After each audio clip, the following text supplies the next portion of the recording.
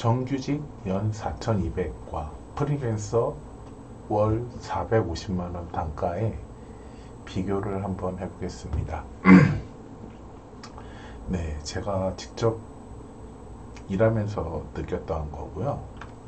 이 부분은 어느 정도 선택의 영역이니까 장단점을 본인이 생각을 해서 잘 선택할 수 있으면 될 것 같습니다. 일단은 눈으로 바로 비교할 수 있게 엑셀, 구글 스프레드시트에 한번 적어보겠습니다. 네, 정규직, 프리랜서. 네, 계약 형태는 정규직은 1년 단위 계약이라고 보면 될 것 같고요. 뭐 공무원이 아닌 이상은 정규직도 어떻게 보면은 회사가 어려우시면 나갈 수 있기 때문에 1년 단위의 계약이라고 보면 될 것 같습니다. 네, 지금 제가 기준을 연 4,200만 원으로 잡고 프리랜서는 월 450만 원으로 잡았는데 이 둘이 약간 제일 애매한 기준의 금액이라고 생각을 했어요. 굉장히 비슷한 조건의 금액인 거죠. 제가 봤을 때는.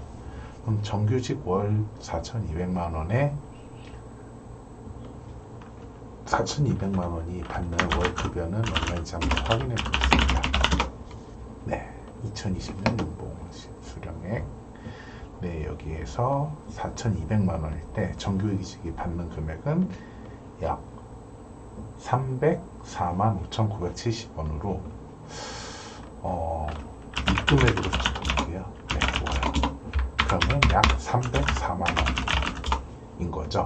그리고 프리랜서의 경우에는 대부분 제가 일해봤을 때는 소득공제가 아니라 원천징수라고 해서 3.3%를 제하고 입금이 됐어요. 네, 그래가지고 3.3% 세금을 원천징수한다 해가지고 405만 원에 3.3%만 한 약 15만 원 돼요. 그러면은 프리랜서 월 금액은 435만 원인 거죠.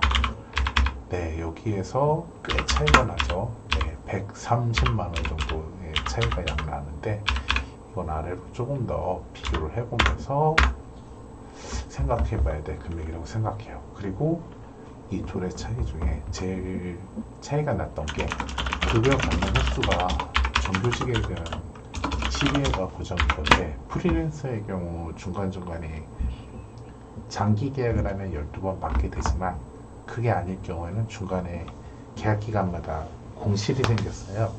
그래가지고 프로젝트 사정에 의해서 대기하는 시간이거나 아니면 계약이 무산되거나 이런 부분이 있기 때문에 평균적으로 약 10회, 네, 10회 정도 받았다고 생각을 하면 될 것 같습니다. 그리고 여기서 다음에 비교해야 될 게 국민연금. 네, 회사에서 정규직의 경우는 50% 지원이 되고 프리랜서의 경우 개인이 100% 납입을 해야 됩니다. 네.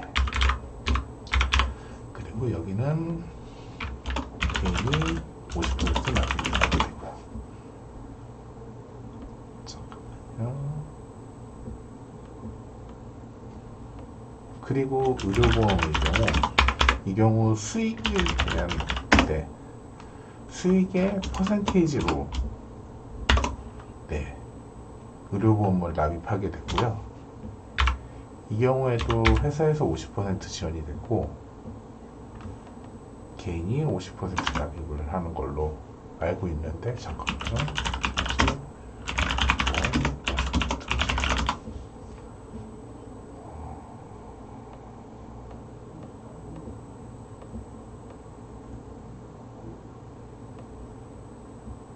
네, 제가 잘못 알고 있을 수도 있는데 네, 요거는 저 똑같이 이제 이런 수익에 대한 퍼센테이지라고 해서 그래서 회사 50, 개인 50% 여기도 똑같이 적을게요. 이거의 경우에는 제가 지역가입자로 했을 때 여기 직장가입자죠. 지역가입자를 쓸 때 조금 저는 약간 이해가 안 갔는데,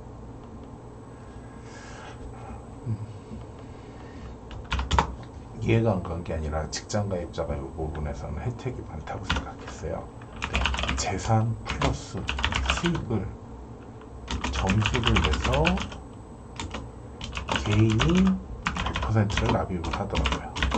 네, 이 경우에는 재산이 많을 경우에는 차라리 가짜 직장이라도 만들어서 개인이 납부하는 게, 가짜 직장이라도 만들어가지고 직장 가입자 되는 게 굉장히 유리하다고 생각했어요. 네, 이 부분에 있어서는. 그리고 퇴직금의 경우 뭐 형태가 많지만, 네, 1년에 300만 원 정도, 네, 월급 받는 정도 하나씩 수익이 쌓인다고 생각을 하면 될 것 같아요. 대신에 이거는 아마 대부분 퇴직연금으로 돼 있어서 빨리 해약을 하게 되면은 16.5% 세금을 납부하게 돼 있어요. 그래서 55세 이상에 받으면 좋을 것 같고요. 이 경우에는 영원인 거죠, 영원. 네, 영원인 거고. 그리고 연차의 경우 정규직은 연간 15개가 나오고, 15개 나오고 2년마다 한 개씩 가산이 되는 걸로 알고 있어요. 그리고 프리랜서의 경우, 네, 이거는 서로 협의하기 다르지만 보통 한 달에 한 개 정도, 한 달 나머지 한 개 정도 지급이 보통 있어요. 그리고 네, 연간 수입을 정산하는 경우도 있었는데, 이 경우에는 연말정산을 다음에 1월쯤에 연말정산을 했었고, 이 경우에는 5월에 종합소득세를 신고를 했어요. 이 부분에서 있어서는 제가 개인적인 의견인데, 종합소득세 신고를 할 때 개인이 신고하면은 수입 정산할 때 세금을 많이, 홈택스에서 개인이 신고할 때 많이 못 돌려받았어요. 그래서 세무사한테 대행을 요청을 하면 대부분 여기에 내가 낸 원청징수 3.3% 금액을 거의 대부분 돌려받았던 기억이 있어요. 90% 정도. 개인이 할 때는 뭐 한 50%도 안 됐던 것 같은데, 이 부분에 있어서는 제가 정확하게 알지 못하지만 세무사들이 신고를 제대로 안 하는 게 아닌가 싶었어요. 그러니까 한마디로 탈세가를 내가 지금 동조하는 게 아닌가 싶었어요.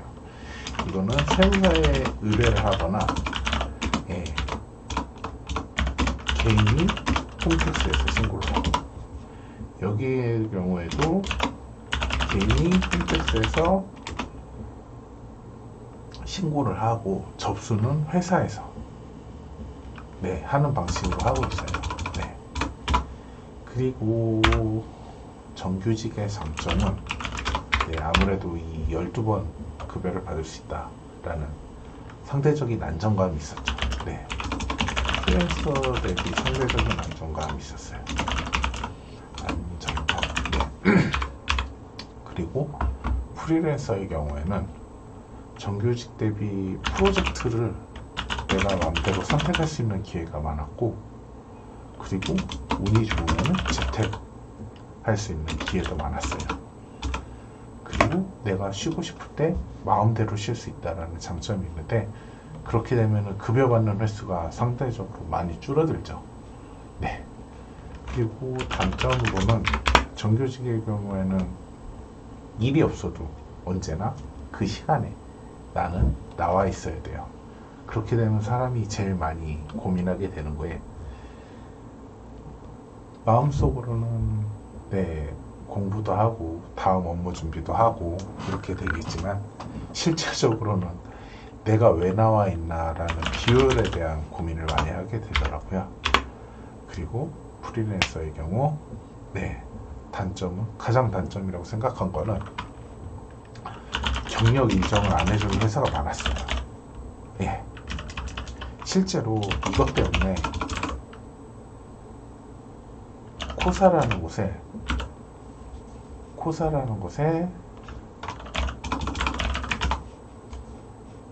네, 기술자 신고를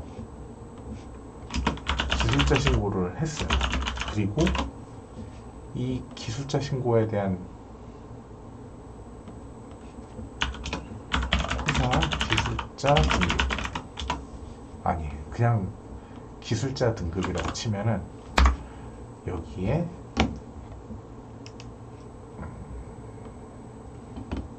여기 보면 기술자 등급이라고 해가지고 다양한 기준의 기술자 등급이 기준이 나와 있는데, 대부분 회사가 하청을 하는 회사들이죠. 뭐 3차, 4차 회사에서 프리랜서를 많이 고용하게 되는데, 여기에 분명히 중급 기술자라고 해서 이 자격증 기준으로 하는 기술자 등급이 있고 학력 기준으로 하는 기술자 등급이 있어요. 둘 다 본인이 유리한 기준으로 하면 되는데, 대부분 회사에서는 이 둘 중 본인들이, 그러니까 회사 기준에서 유리한 거는 기술자가 실제로는 둘 중 하나라도 진급에 걸치면 진급 대우를 해줘야 되는데, 둘 중 하나라도 기준에 충족하지 못하면 초급 기술자라고 해가지고 단가를 낮추는 경향이 많더라고요.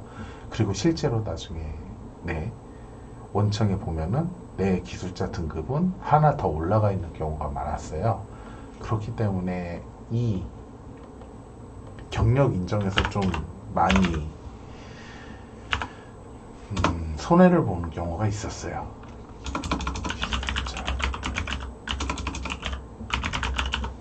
네, 경력 부분에서 전체적으로 손해를 볼 경우가 많았어요. 그리고 실제로 나중에 정규직으로 이직을 하더라도 이 프리랜서에 일했던 기간은 2분의 1로 인정을 해준다거나 이런 부분들이 좀 있었어요. 큰 회사 같은 경우 내부 규정이 있겠지만. 그리고 프리랜서의 경우 시선이 책임감이 없다. 그리고 책임감이 없기 때문에 채용을 해도 금방 퇴사할 거다 라는 시선이 있었어요. 그렇기 때문에 이 부분에 있어서 조금 단점으로 느끼는 경우가 있었어요. 근데 이렇게 딱 보면은 사람들이 제일 중요하게 여기는 거는 이거죠. 이거. 나는 니들이 뭐라고 떠들어도 나는 잘 모르겠고, 나는 잘 모르겠고, 난 이 금액만 중요하다. 내 인생에서 여기 국민연금, 의료보험, 퇴직금 이런 미래에 대한 거는 모르겠고 다 복잡하니까 난 이게 중요하다라고 생각하는 사람들이 상당히 많았어요. 그리고 이런 나머지 장단점에 대해서 비교를 안 해보고 내가 뭐가 유리한지에 대한 생각을 안 하는 사람이 상당히 많더라고요. 어떻게 보면은 이 차이가 435만 원에 304만 원을 빼면은 계산이 안 되네. 여기 이렇게 5 빼기 304를 하면은 131만 원이에요. 131만 원. 한 달에 131만 원. 131만 원이면 할 수 있는 게 상당히 많죠. 이런 차이가 있었어요. 근데 제가 생각했을 때는 이 131만 원의 차이가 여기서 두 번만 벌어지더라도 그냥 메워질 수 있다고 생각을 해요. 왜? 볼게요. 총 입금액으로 생각을 해봅니다. 제가 1년에 10회 프리랜서 단가를 받는다고 생각을 하고 304만 원 곱하기 12를 하면은 총 수령액은 3,648만 원. 그리고 435만 원 곱하기 10회를 하면 4,350만 원. 이렇게 차이가 나죠. 하지만 여기에는 300만 원의 퇴직금이 있고 연차가 있고 뭐 차이를 볼게요. 그러면 4,350만 원 빼기 3,648만 원 1년에 약 702만 원의 차이가 있는데 여기서 퇴직금 300만 원을 빼고 연차는 정규직이 더 많지만 10번 일하게 되면 프리랜서가 더 많이 쉬게 되니까 어떻게 보면 연차 부분에서는 프리랜서가 더 유리할 수도 있어요. 하지만 개인의 1년 1년 경력을 인정받냐 못 받냐의 차이와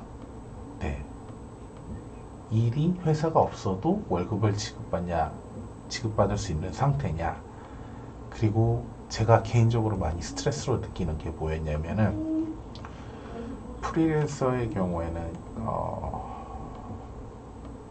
인터뷰라는 걸 봤어야 했어요. 투입 인터뷰. 이 경우에 제가 매번 프로젝트마다 면접을 봐야 된다고 생각을 하면 돼요. 뭐 삼성전자라는 사업장에서 6개월짜리 프로젝트를 하는데 이게 우리랑 같이 일할 수 있는 인력인지 아닌지, 회사 소속이면은 대부분 프리패스예요. 그냥 우리 회사에 같이 열심히 일했던 사람이니까 그냥 통으로 서류만 내면 끝나는 거였는데, 프리랜서의 경우에는 제가 심할 때는 3차, 4차 하청업체 인터뷰도 있었고, 실제로 일하는 곳의 인터뷰, 업무 현장에서도 인터뷰가 있었어요. 그러면은 내가 서류를 통과했더라도 하청업체 인터뷰, 업무 현장 인터뷰, 일단 이 인터뷰 보는 기간에는 급여가 안 나와요.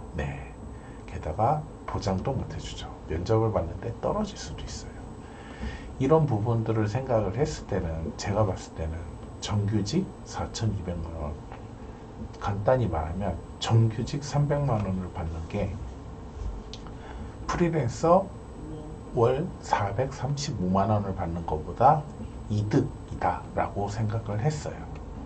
물론 개인마다 이 항목들에 대한 가중치를 어떻게 생각하냐가 다르고, 정말 나는 일이 재미있어서 내가 재밌는 일만 찾아다니고 싶다, 아니면 집 근처에 있는 곳에서 일하고 싶다, 아니면 또는 재택으로 일을 하고 싶다 라고 생각하면 여기 프리랜서의 가중치가 더 좋은 사람들이 있을 거예요.